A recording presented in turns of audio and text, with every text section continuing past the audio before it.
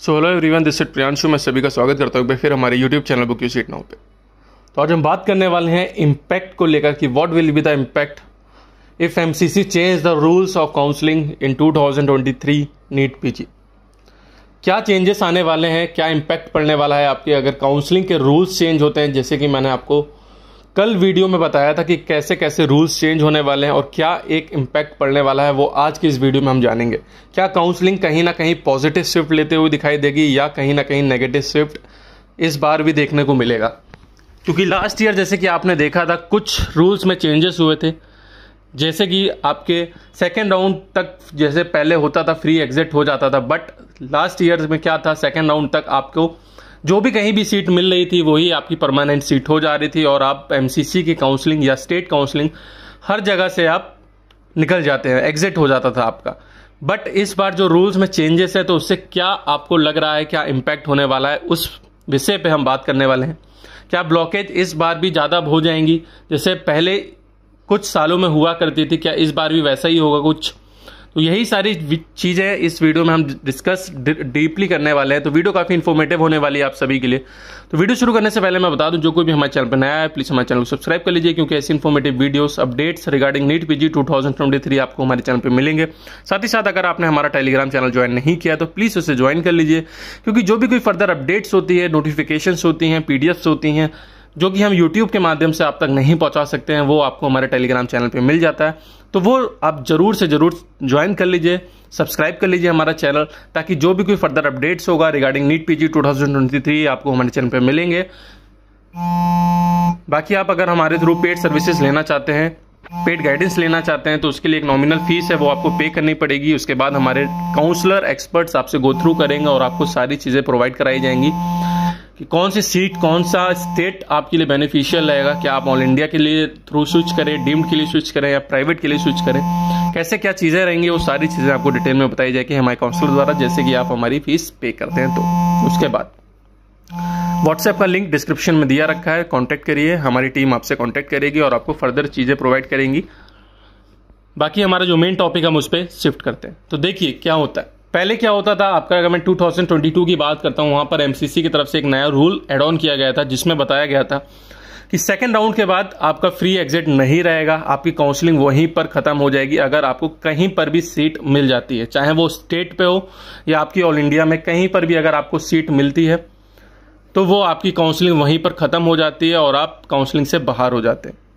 First round जैसे कि हमेशा से फ्री एग्जिट होता है, चाहे वो पहले की बात करते हैं या लास्ट ईयर की बात करते हैं या इस साल की बात करते हैं। तो फ्री एग्जिट के बाद सेकेंड राउंड में आप बाहर हो जाते हैं। फिर आपका मॉप अप राउंड स्टार्ट होता है। वो बच्चे एलिजिबल होते हैं जहां पर जिनको कोई भी सीट नहीं मिलती है, ना ही कोई स्टेट में, ना ही कोई ऑल इंडिया में, वो बच्चे आपके मॉप अप और स्टे वैकेंसी राउंड में पार्टिसिपेट करते हैं। ये आपका लास्ट ईयर का रूल्स था। बट इस साल जो रूल्स में चेंजेस आए हैं उससे क्या इम्पैक्ट पड़ेगा, हम उसकी बात करते हैं। सबसे पहले हम रूल समझते हैं। ये रूल्स का जो बर्थ है अगर मैं कहूं तो वो आपकी एमसीसी यूजी की तरफ से पता चल रहा है कि यूजी की काउंसलिंग आपकी स्टार्ट हो चुकी है और यहां पर ये रूल्स को एड ऑन किया गया है।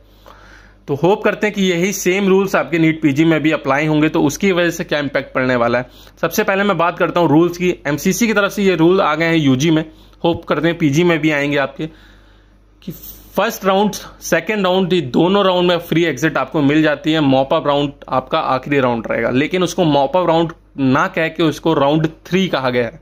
जी हाँ, और राउंड 3 आपका एग्जिट राउंड होगा कि अगर आपको कहीं पर भी सीट मिल जाती है राउंड 1, राउंड 2 में, तो आप मॉप अप राउंड में आपको वो सीट ले लेनी है, कोई अपग्रेडेशन नहीं होगा। ये आज का रूल है। इसमें क्या है मैं आपको डिटेल में थोड़ा बताता हूँ। राउंड 1 में जैसे कि आपको सीट मिलती है कोई भी XYZ, आपको वो कॉलेज नहीं चाहिए तो आपने ज्वाइन करके अपग्रेडेशन में चले गए। राउंड 2 में आए, राउंड 2 में आपको कोई कॉलेज अपग्रेड होके मिला, वो भी आपको कॉलेज नहीं चाहिए, फिर से आपने अपग्रेड किया, अपग्रेड करने के बाद कोई कॉलेज मिला और वही आपका कॉलेज आखिरी कॉलेज रहेगा। या तो अपग्रेड होगा तो आपका वो नया कॉलेज आपका हो जाएगा, अगर अपग्रेड नहीं होता है तो सेम कॉलेज जो है वो आपका कॉलेज मॉप अप राउंड में आपको मिल जाएगा। बाई चांस अगर आपने राउंड 1 में अपग्रेड किया और राउंड 2 में कोई कॉलेज अपग्रेड नहीं हुआ तो आपकी काउंसलिंग वहीं पर खत्म हो जाती है। या तो आप वो कॉलेज ले लीजिए, अगर आपको कॉलेज नहीं लेना है तो आपकी सिक्योरिटी मनी फॉरबिडन हो जाएगी, फ्रेश रजिस्ट्रेशन आप मॉपअप राउंड में कर सकते हैं, कोई इशू नहीं है। फिर से आपको रजिस्ट्रेशन फीस पे करनी पड़ेगी, फिर से आपको सिक्योरिटी मनी डिपॉजिट करना पड़ेगा, फिर आप एलिजिबल हो जाएंगे मॉपअप राउंड के लिए। तो ये एमसीसी का नया रूल आया है, जिसकी वजह से लोगों को लग रहा है कि इस बार आपकी ब्लॉकिंग फिर से स्टार्ट हो सकती है।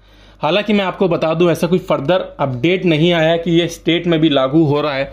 अगर स्टेट में लागू होता है तो आप कह सकते हैं कि आपकी ब्लॉकिंग फिर से स्टार्ट हो जाएगी इस बार भी। लेकिन अगर ये स्टेट में रूल्स नहीं आते हैं तो सिर्फ ऑल इंडिया के लिए अगर ये रूल रहता है तो चांसेस आपकी बढ़ जाती हैं कि ब्लॉकिंग आपको कहीं ना कहीं कम देखने को मिलेगी। हालांकि ब्लॉकिंग आपकी सिर्फ और सिर्फ ऑल इंडिया में देखने को मिलेगी इस रूल्स के चलते, और साथ ही साथ आपका जो स्टे वैकेंसी राउंड रहेगा वो बहुत ज़्यादा इंपॉर्टेंट होते हुए दिखाई देगा, क्योंकि लास्ट मॉपअप तक उसके बाद ही आपकी कंफर्म सीट आपकी क्लियर होते हुए दिखाई देगी। कौन कौन सी सीट्स आपकी कहाँ कहाँ किस किस कॉलेज में बच के आपकी स्टे वैकेंसी राउंड में आ रही है आपके पास। लास्ट वाला राउंड स्टे वैकेंसी राउंड इस बार बहुत इंपॉर्टेंट होने वाला है एमसीसी के लिए, जो ऑल इंडिया की काउंसलिंग के लिए तैयार हो रहे हैं बच्चे या तैयारी कर रहे हैं।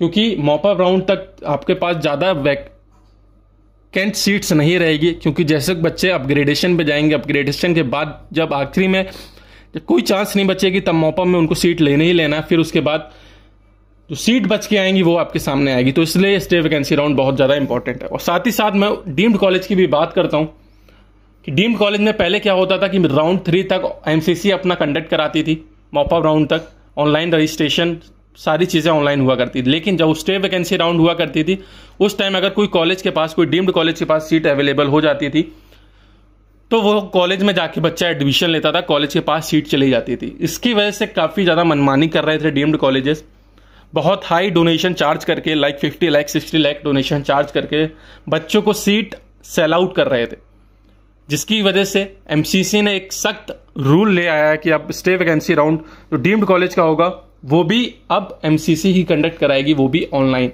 जिसकी वजह से जो ये बेचना खरीदना जो हो रहा था आपके यहाँ डीम्ड कॉलेजेस की तरफ से सीट्स का, वो कहीं ना कहीं अब बंद होते हुए दिखाई देगा।